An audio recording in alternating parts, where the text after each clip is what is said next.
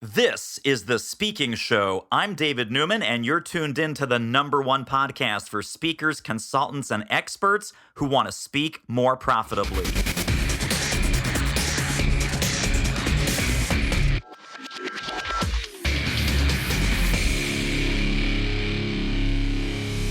How many times today did you check your email? That's right, you're in there all the gosh darn time. And how many emails did you send today? Oh, wait a second. We got to get Leanne Marie Webster on the case. Thank you so much, David. I'm thrilled to be here. So, email is the easiest, the simplest, the fastest, the smartest, but people still screw it up. So, start at the 30,000 foot level because everyone says, oh, email marketing is dead. Is email marketing dead? And then what is some evidence to the contrary? All right. Great question. First of all, no, it's not dead. It never died, by the way. And it's even coming back to importance. And I'll give you evidence of that from the sense of if you got 1 million COVID emails, like me and everybody else did, that to me proved the power of email because people at that company was like, what do we got to do to get the message out? Well, we've posted it on all of our social media channels. What else can we do? Oh, do we have email? We can get directly to them if we send them an email. So that's the power of email, is that it gets directly to your person. You know it's going to get there, and no one can get in between you and your person. So with social media, those things are finicky.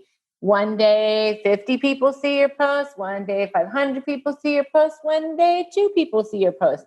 And you can't control a darn thing about it. So that's the why. It also just derives much stronger results. There's stats that I have that, 66% of the people would rather get a marketing message and will buy because of a message from email versus like 20% from a Facebook ad. So social media works, but it just is not as powerful because it's not as direct. For sure. Well, it's funny. This may be 3 or 4 year old data, but Jay Baer, who's also on our summit, he once said, I would gladly trade 200 social media followers for a single email subscriber. And this is across everything: 200 LinkedIn connections, 200 Facebook friends, 200 Twitter followers. You can keep them. Give me one good email address of someone who's interested in my stuff, and it's 1 to 200. Yes, I love it. I agree 1,000 times, 1,000 times. I like to think of it as emails like that phone call. Pick up the phone, call somebody. You're going to get them. You're getting to them. Social media is more like a billboard. So you put it up on the side of the freeway. You hope the right person drives by. You hope they look up at that moment. You hope they take in the message, but you don't have any control over whether they do. Right, exactly. Well, let's talk about your particular genius, which is email marketing with heart. Why did you create this system? And then walk us through some of the building blocks that we can start to get rolling with it. Sure. So email with heart. Heart is an acronym. I'll walk you through that in a hot second. But the reason I call what I do email with heart is because I wanted to change the conversation around email. I find that too often the conversation is build a list with as many people as you can possibly get on them and then pummel them with messages until they break down and buy. And that really doesn't recognize that there's a person on the other side of the email list, that there's a human, that you want to build a relationship with them. You want them to know they can trust you so that they will buy from you. It just doesn't speak to that and honor that. So that's the idea behind email with heart. The building blocks of it, heart, like I said, is an acronym. So H is how do people get on your list? Making sure it's permissive.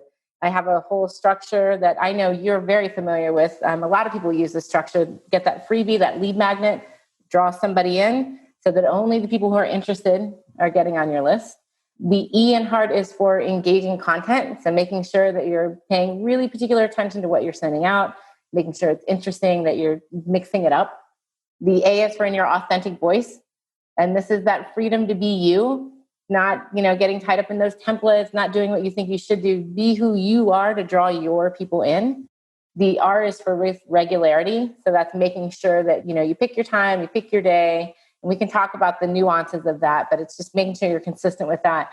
And then the T is for technology. And that's like watching all your numbers. What are your unsubscribes, your opens, your click-throughs, and really leveraging those to get the results that you want. So people listening are going to be in two camps. Camp number one, Leanne, this sounds amazing. This sounds fantastic. I have totally dropped the ball on collecting emails. I don't even know where to start. And then number two, hey, Leanne, I've worked really hard on my email list and I'm sending some emails, but I'm not getting the results that I want. Yep. So let's tackle both of these kinds of folks. First of all, starting at either a tiny list or no list at all and just sitting there going, I've never been able to figure this out. Right. Right. Well, that I work with a lot of people like that. The tech makes them nervous. The process makes them nervous. And it's one of those things where like, it seems so overwhelming. You just don't take any action because it's like, I just don't know what to do. So I always say, start with building, I call it your lead machine. Start building your lead machine. Think about your audience. Think about what free piece of content you can offer them. It does not need to be the Magna Carta. It does not need to be the most amazing thing you've ever written in your entire life that takes you like 1,000,000 hours to do. It can be a checklist. It can be something really simple.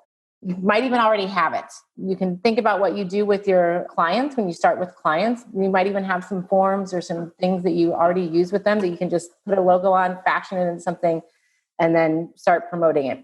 So create that content, set up a simple page for them to get it. You can have a picture of the content, a form for name and email. Super simple. And then you just start promoting that. When you talk to people, when you speak, when you network, reach out to your contacts, put the social media posts up, write articles on LinkedIn, start getting the word out to draw people into that so they end up getting on your list, and then you have people to communicate with. So simple.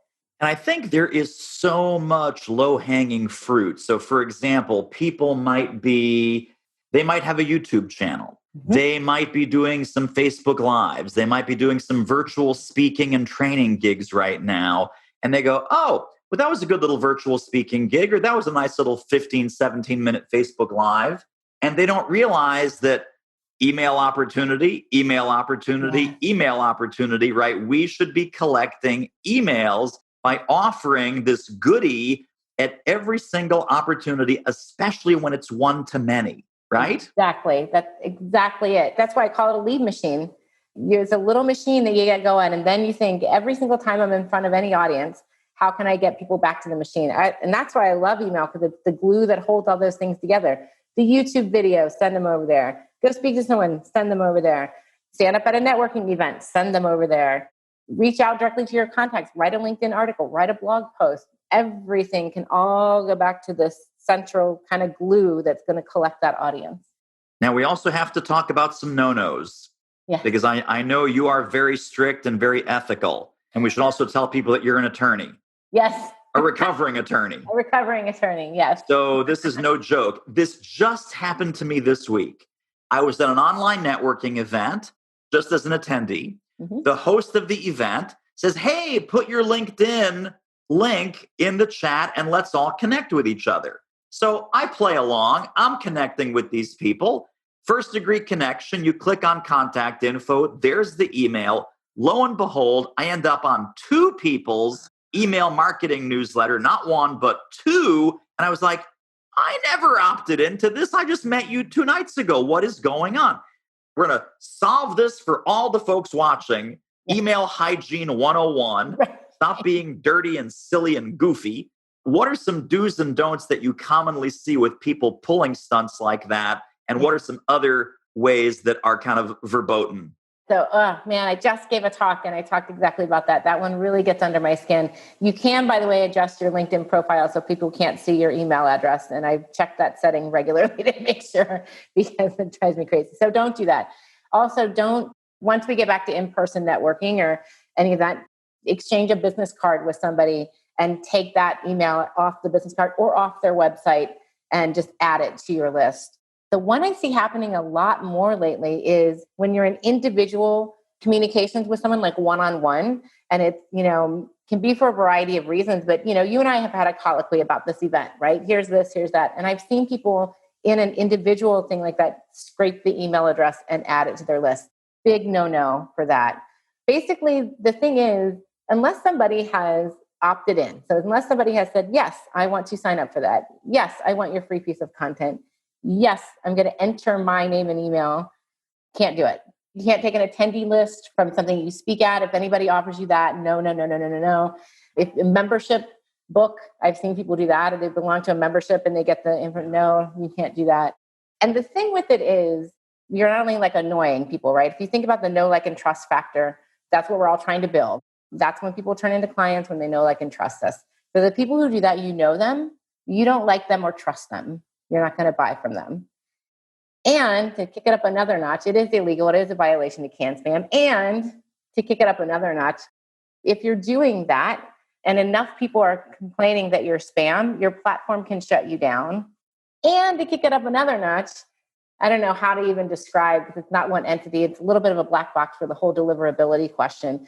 But basically, your email, your domain is being monitored for whether you're a good sender or a bad sender. And if your people are not opening your email because they don't know who you are, or they're reporting you as spam, your reputation is going down. And that means the people who want to be on your list, who have opted in, who want to hear from you, might not get your message because you won't make it to their inbox because the powers that be are saying, yeah, this person doesn't have good practices. So a host of reasons to... Lots of no-nos. Yeah. Lots of no-nos. Yeah.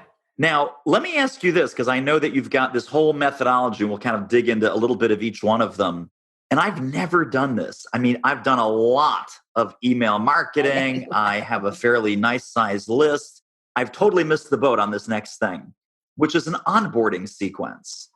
So typically what people do, most people, they're listening to Leanne, or they kind of start to work with you and they go, okay, got it. Lead magnet, email that goes out says, hey, David, here's your lead magnet. Welcome. Attach the PDF to that autoresponder. And then they're just in the regular, whatever. The next time you send an email, it's like, oh, well, here's Leanne's email for this week, or here's David's email for this thing. And there's no warm hug.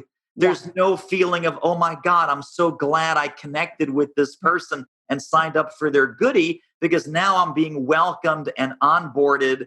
And there's kind of a process to this.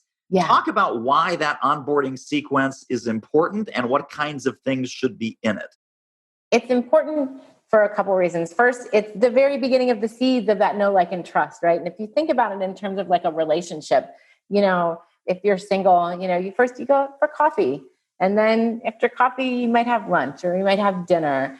You know, it's a while before you take the weekend away, you know, because you want to build that and draw that in.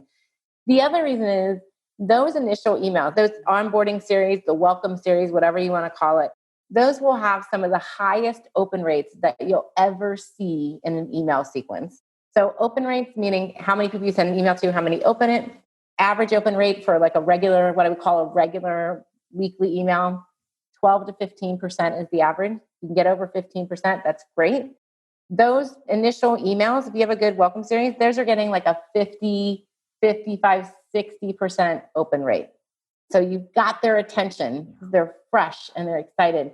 So that's where you have the most opportunity to start to really build that relationship. So instead of kind of starting to send them your regular stuff, you can talk about why what you do is important, how they can work with you, give them examples, client stories, and, you know, tips. I actually recommend keeping it really simple.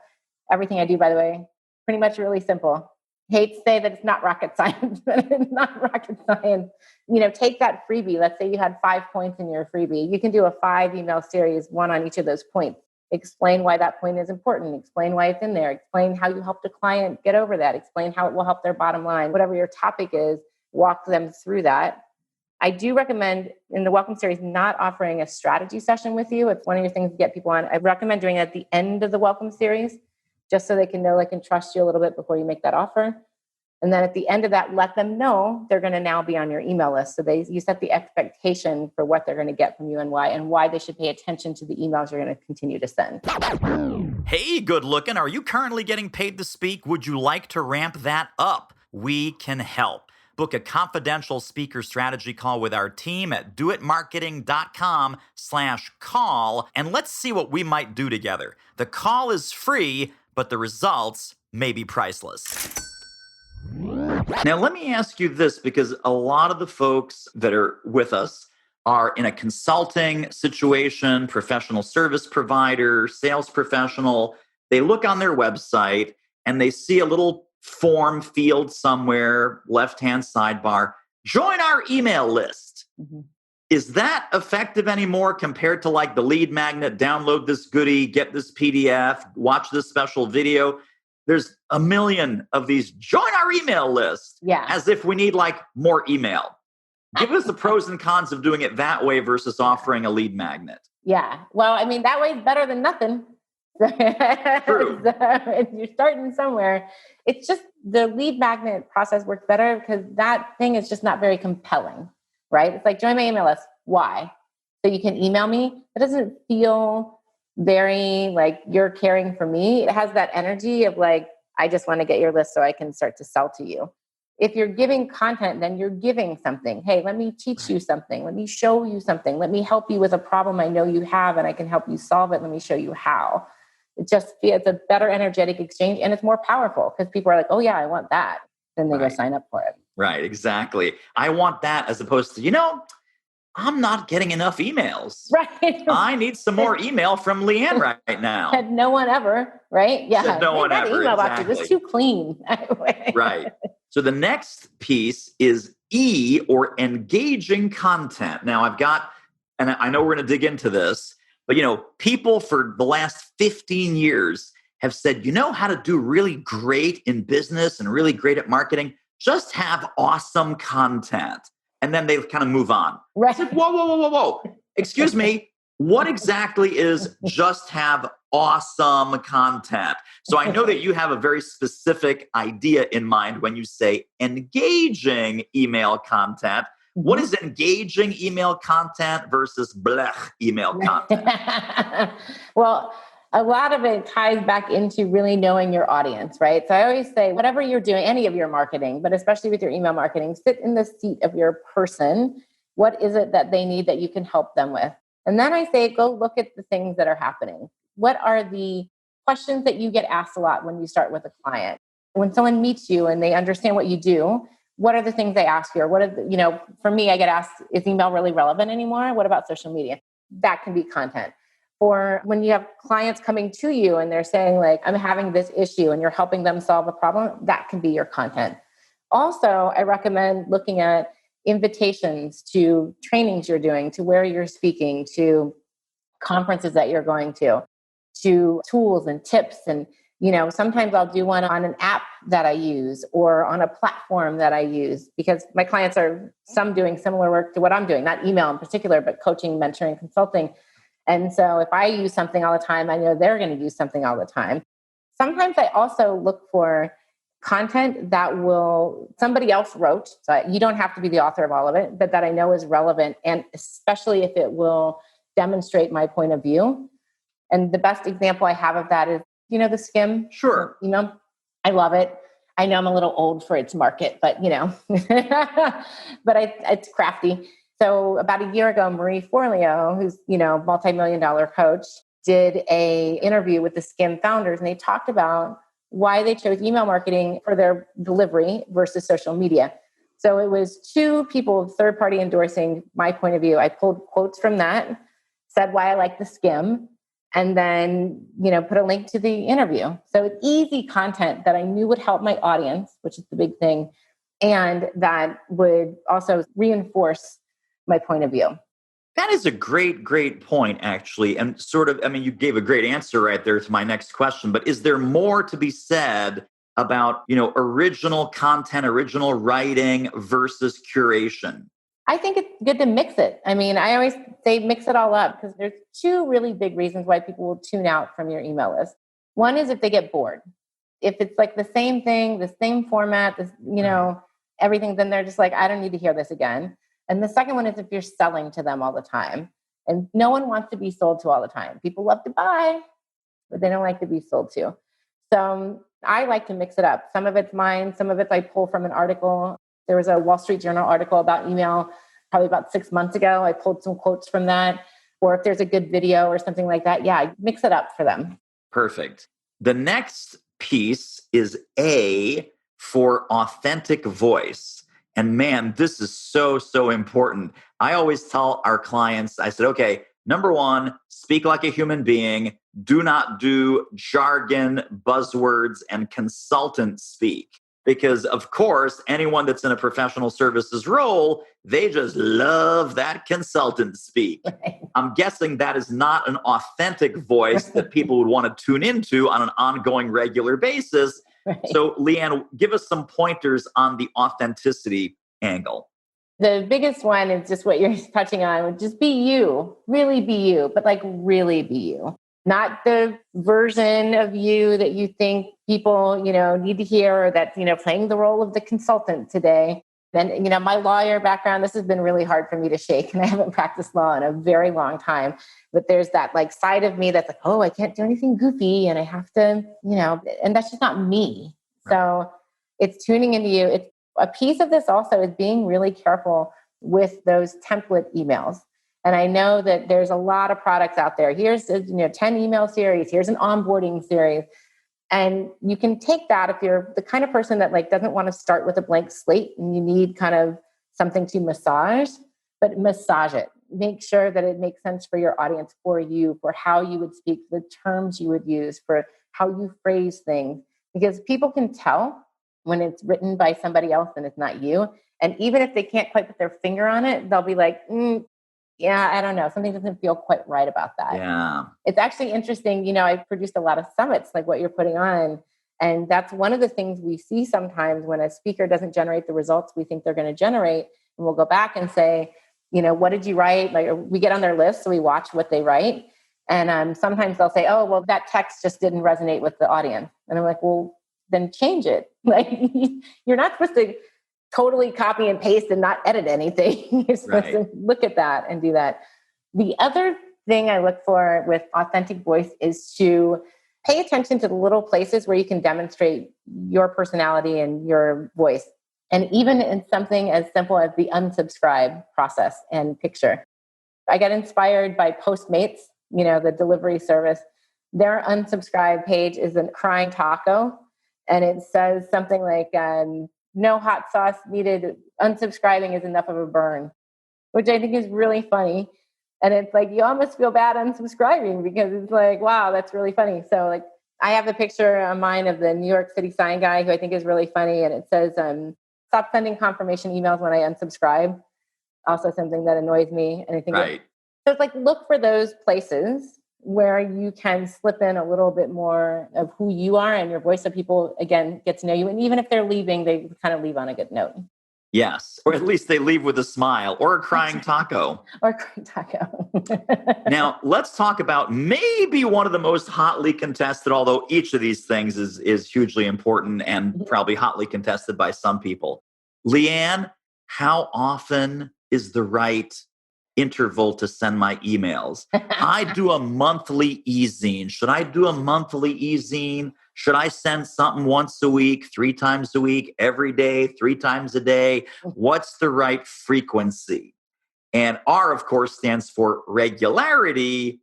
Your Honor, what's the verdict? The verdict is the most important thing with this, before I give you the real secret answer, is to stick with it. That's why it's just regularity. If you're going to do it once a day, once a week, once a month, we'll talk about those intervals. Just stick with it. Don't be the person that like mail. I talked to someone the other day. He was like, well, I kind of mail, when it occurs to me. And I'm like, oh Lord, that's not going to work. Like that's really not. So the other answer to the question is, I always say it's the intersection of how often you want a message and your audience wants to hear from you. And it should be at least twice a month. The problem with once a month is so much time passes in between that people completely forget who you are, that they signed up, what the thing is, and they either will delete you or they'll unsubscribe. There are people, and I know you do this, you do it once a day, and that's a lot. And to some people that feels like too much. And the thing you'll want to be careful about, I don't know your numbers, I don't know your back end, but if you're doing it daily, look at your open rates. Are they up? Are they down? Are they trending? Like if they're where you want them to be, that's great. And if they're not, make some adjustments. Yeah. And really, this is the answer for all of it, is to read those tea leaves and watch what your audience is responding to and get in their head, really get in their head. Because the other piece of this, there is the how often. once a day, once a week, whatever. And there's no straight answer for that. Just like I said, like get in your audience's head and figure out what works for you. The other question I get asked is which day and time should I send? And the key to that is also in your audience, because you want to pick the time when they're going to be most open and receptive to your message. So like I have a client who's a dating coach, and she works with single professional women, and her best time is Saturday morning, because during the week they're focused on work. Friday night they did or did not have a great date. Saturday night they do or do not have a date coming, and depending on what happened Friday, they want to change or do the same, whatever. So Saturday morning is when they're like really open to her tips.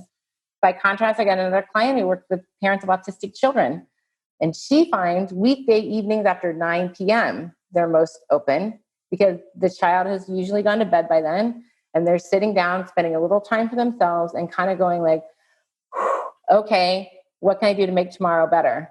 And that's when they're open to trying something different or, whatever. So getting in the head of your person and tuning into what they need and the problem you're solving for them, and when they'll be open to having you help them solve it.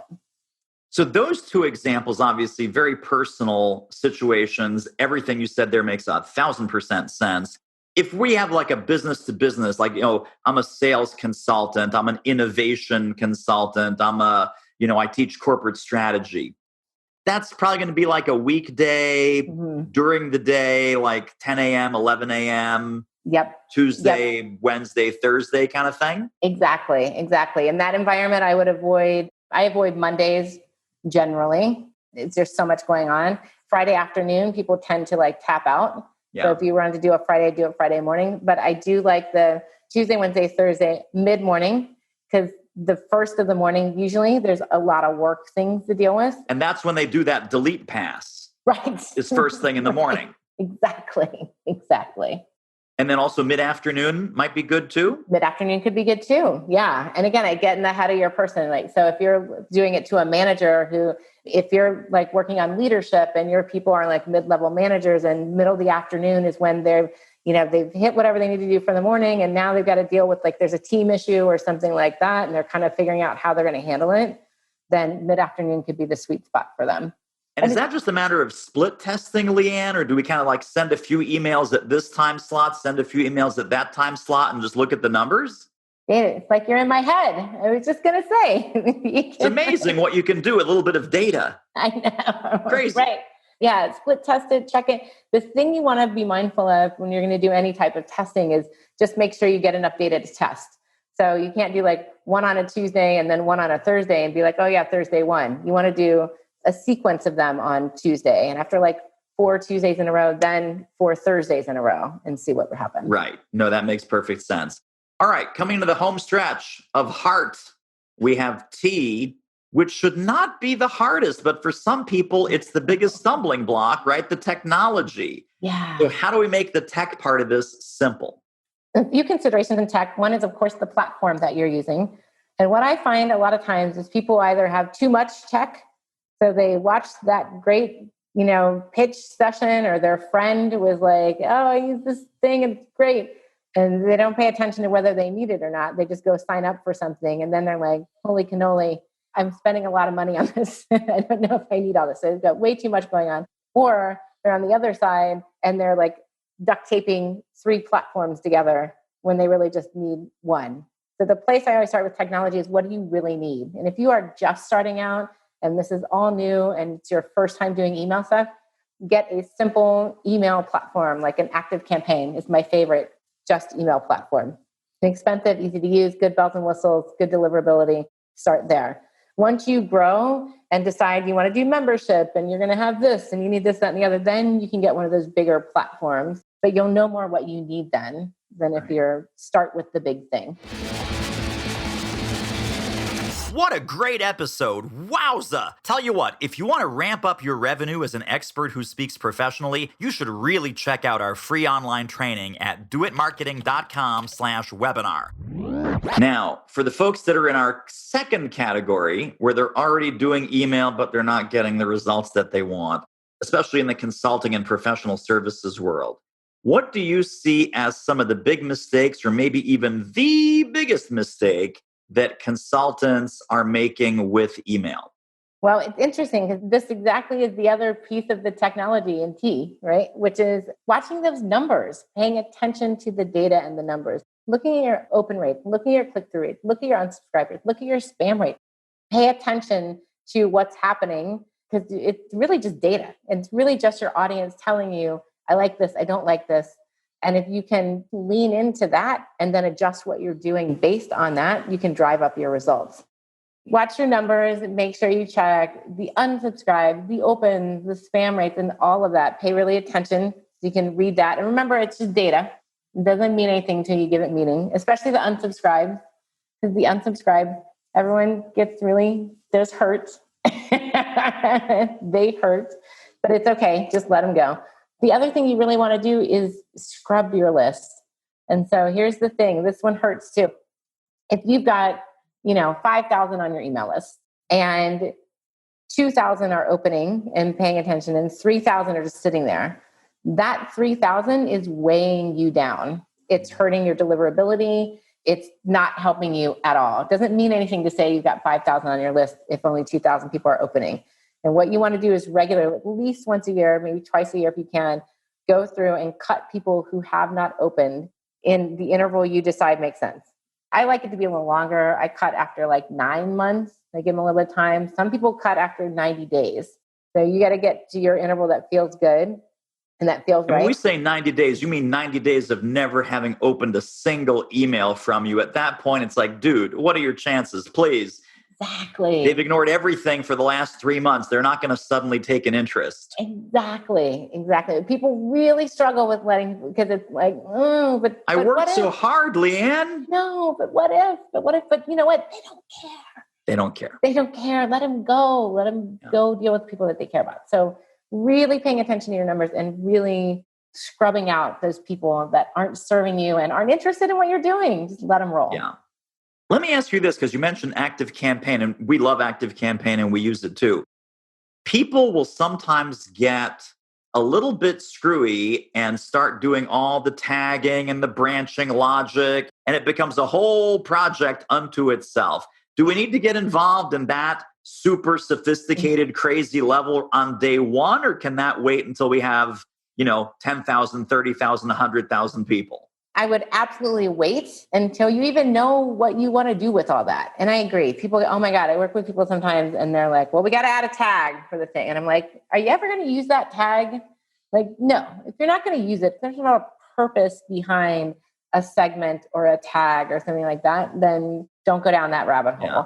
You can later, as you get more sophisticated and you start to notice, oh, okay, well, people who usually sign up for this, if they register for this event, then they're probably interested in this service. And so we want to offer that to them versus this other service that we have. And we want to offer it to the people who have signed up for this lead magnet. Like you can start to do that, or you can start to do somebody clicked on the link and then they did or did not take the action I want them to take. So they signed up for the thing. That's great. They go over here and they didn't sign up for the thing. We're going to send them a different series. You can start to do that, but I wouldn't do it until you need to, or until it makes sense to, and there's a strategy behind doing it.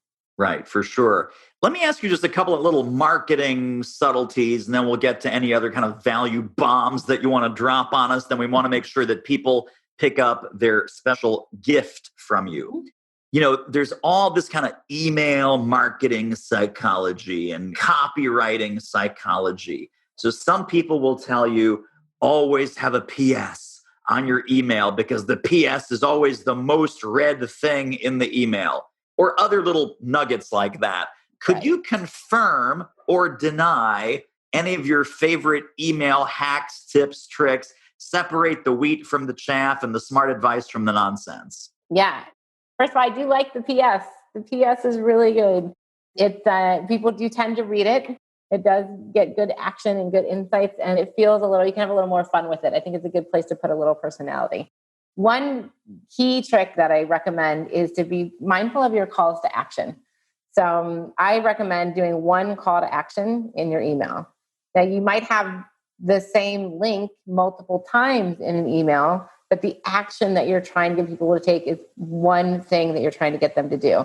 And that's because the paradox of choice, right? If you give someone 10 things to do, or this is why I don't like newsletters, because newsletters often first of all, they usually come at like a monthly interval. So they're jammed of all this stuff. Secondly, there's like usually 6 different links in it. And it's like newsletters are the thing. When I see that, like you'll be like, oh, that's kind of interesting. I'll have to go back and look at that. Nobody ever goes back. Like, so like gets lost. Instead, focus in. I want you to register for this thing. I'm going to make the case for why you should register for this. I'm going to tell you all the valuable things. I'm going to give you a few different ways to do it, but that's what I want you to do. So that's super, super important. Single call to action. My next question was going to be, if we have a single call to action, you see these email newsletters where they link it up like 4, 5, 6 times, right? They either do it as hyperlink text, they'll give the raw URL, they'll give it again with a different phrase, hyperlink, they'll put it in the PS, they'll put it in the PPS. Don't forget, sign up right now. This event comes up next week. As opposed to text, sign up here. And only the word here is the text hyperlink. And that's, you get one.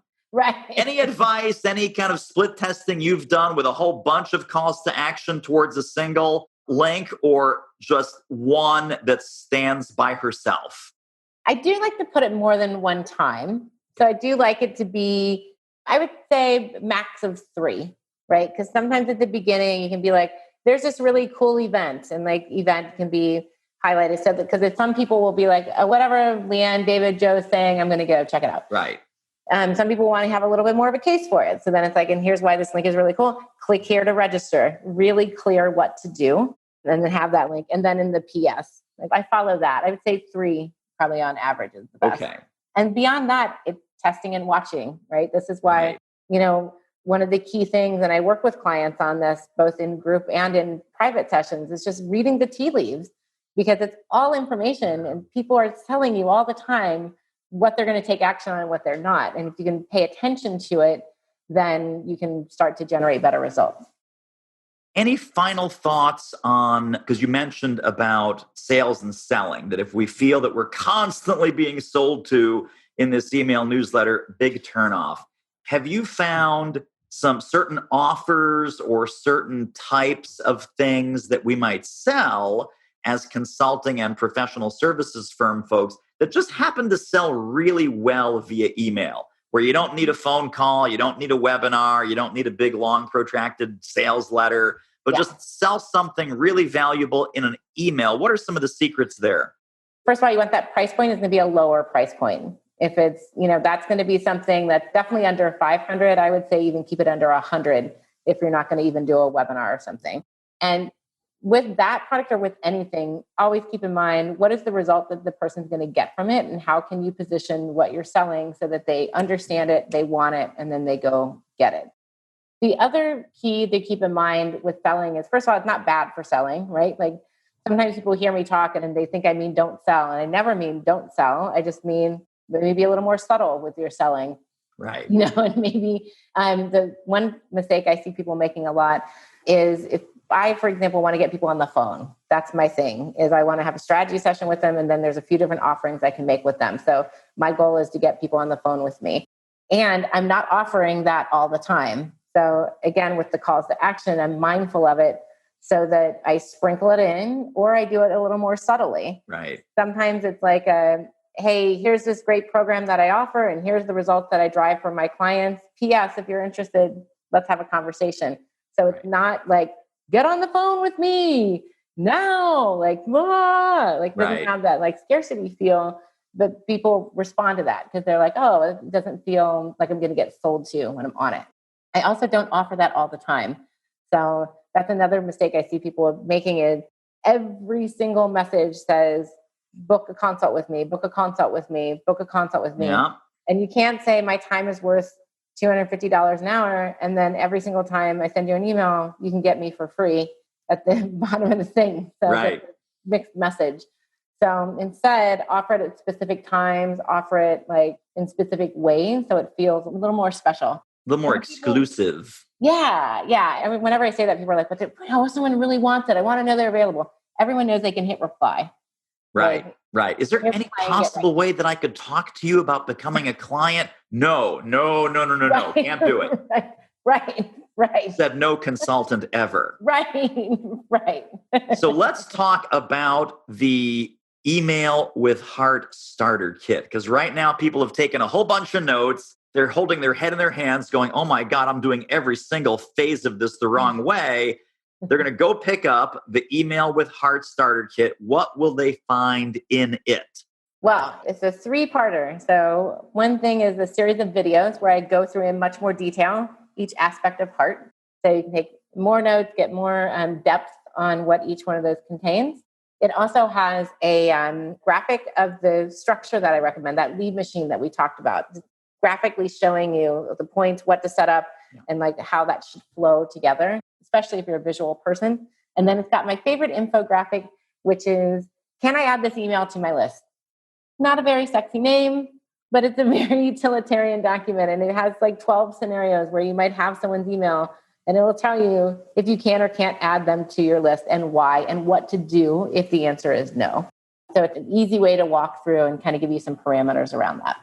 Keep it clean, people. Keep That's it clean. right. I do want you to share real quick list size versus quality. Because there may be folks watching that go, I'm just a horrible human being. I only have 300 people on my list.